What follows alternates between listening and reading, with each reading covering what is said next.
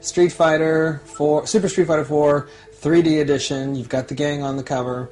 You look at the back, it's got the usual stuff, all the jazz that that you guys know in Japanese.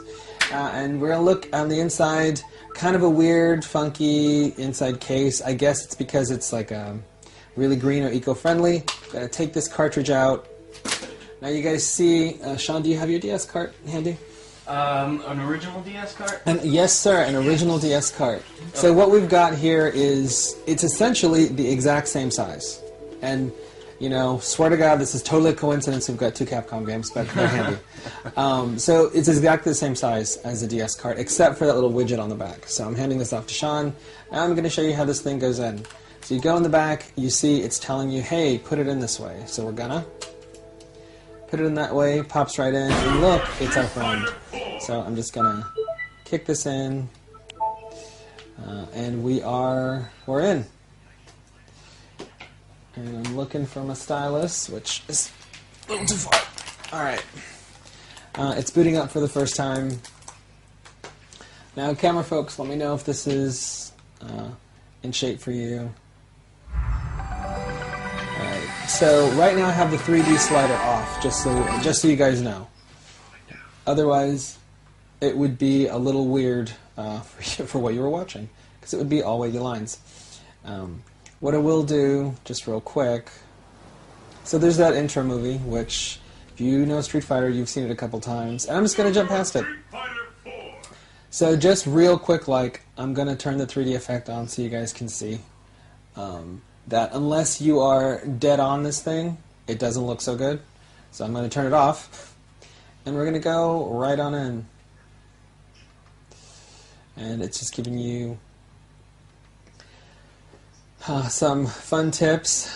Takeshi, is there anything super important? No, it's sleep options. This is telling you all about the sleep options, which are kind of cool. So, is it forcing me to read these, or can I skip past them?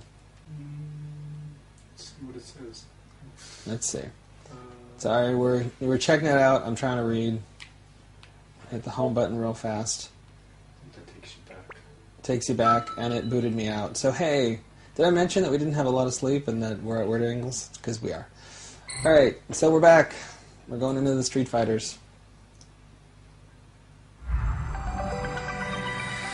Skipping past all this. This is basically loading. And again, that would look awesome if it was in 3D, but the 3D's off. Now it just looks neat.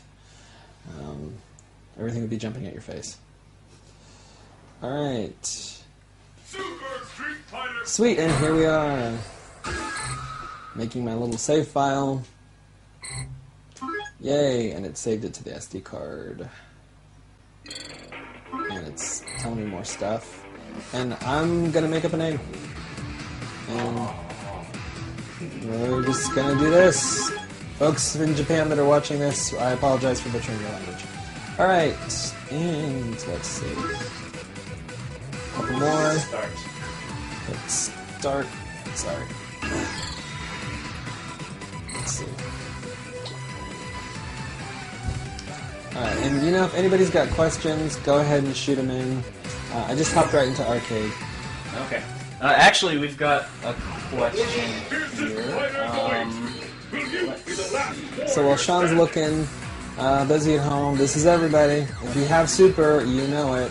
I'm gonna choose the Chun-Li, do some costumes and some colors. I'm gonna do Ultra Combo. Actually, Lego Kid 3000 is wondering how it feels to actually play the game in the charging cradle. You know what? That's a good question.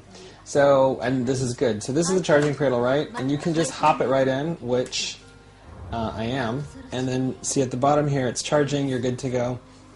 I'm gonna be honest. Like right now, it feels kind of good. It gives it a little bit more heft. The charging cradle is actually really light, so it doesn't really add a whole lot to the weight. So I'm just gonna skip past this intro cinematic.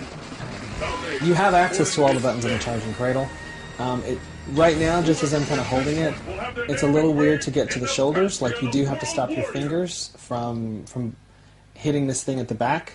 So that's a thing. But otherwise, it feels pretty good. So I'm in. I chose a fun, festive alternate outfit for Miss Chun-Li. And I'm about to kick Makoto in the face, who's also in a Sasuke outfit.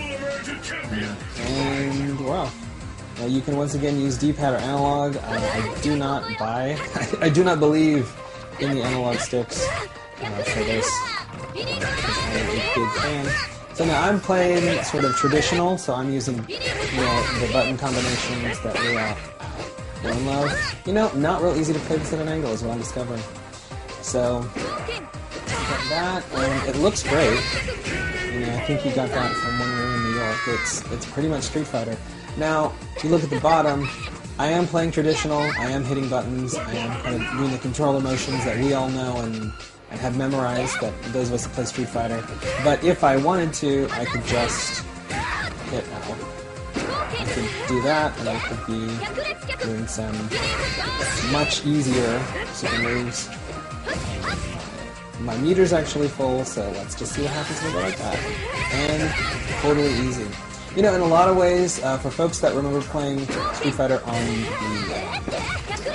the iPhone or the iPod Touch, some of the system kind of works like that, where you just hit a button. Alright.